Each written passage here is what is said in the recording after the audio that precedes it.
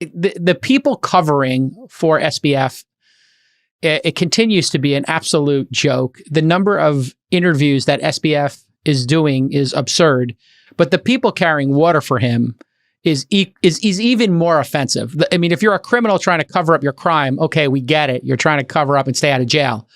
But Kevin O'Leary, who calls himself Mr. Wonderful, was on CNBC trying to defend the fact that he was given, this is stunning, by the way, $15 fucking million to be a spokesperson for FTX. So the grift not only went to the press, politicians, but now commentators on CNBC. $15 million. To put that in context, I mean, you're talking what an elite NBA player gets from Nike. This does not exist in the world. Kevin O'Leary might get, 50 to 200K for speaking gigs, but nobody gets $15 million to shill. Here's a 75-second clip that I don't know if you've all have seen, but is unbelievably stunning. See you on the other side of 75 seconds. If you're a defense attorney that represents someone that you know is guilty, you got to say, yeah, well, they're innocent, but you may know they're guilty. You may know they're guilty. If you watch someone kill someone, yeah, they're innocent until proven guilty. There's only the murder of my money in this case, okay? It's murder of FTX's money, in my view. Everybody's. Look, Joe, because it was FTX's money that you got. I don't think you should be singing the blues right now at all. Oh yes, I'm singing the blues. Why? Because your $15 million didn't pan out. That's a lot of money to be a paid spokesperson. It's a lot of money. You didn't have to do much for that. That's found money. That's a different decision. That's a different discussion. Okay. You can make that decision on your own. But I'm going to this point found money. That if you want to say he's guilty before he's tried, I just don't understand it. But it may end up costing you 15 for reputational and everything else. That's the problem. That's why I stay on this pursuit. I'm very transparent about it. I've disclosed everything I know about it. I will find out more information. If I make the credit committee, I will act as a fiduciary for everybody involved. I will testify.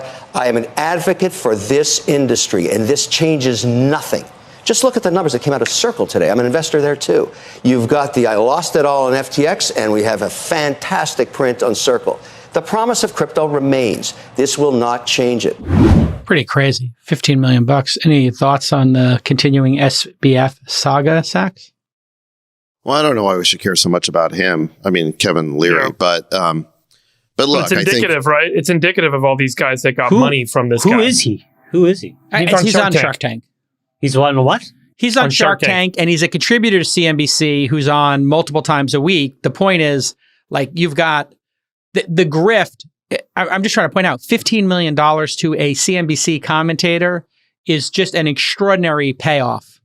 I've never heard of anything like that. I don't think it's fair to pick on Kevin O'Leary per se, because there's a bunch of those guys that took money from him. A bunch of athletes did, probably Senators, a bunch of movie stars, PACs, Republicans, Democrats. Everybody got paid by this guy. Democrats.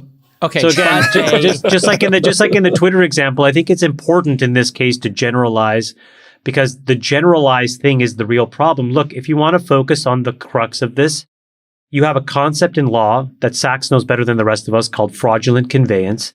And we have example after example where it does not matter whether it was in the Bernie Madoff example or, for example, Jason, we talked about it, the guy in LA that lost all that money, client funds playing poker.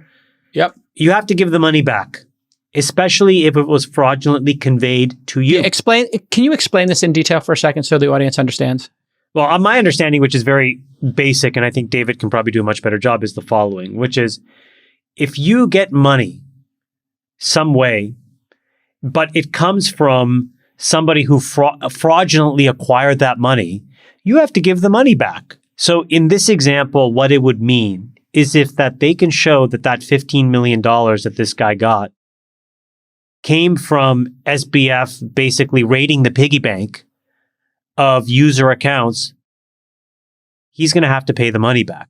Just like, for example, in the Madoff fraud, the folks that went to find the money were able to go back to folks that actually redeemed even the beginning early ones and said, I understand that you didn't know any better, but this was fraudulently conveyed to you, so we need the money back. And they got the money back.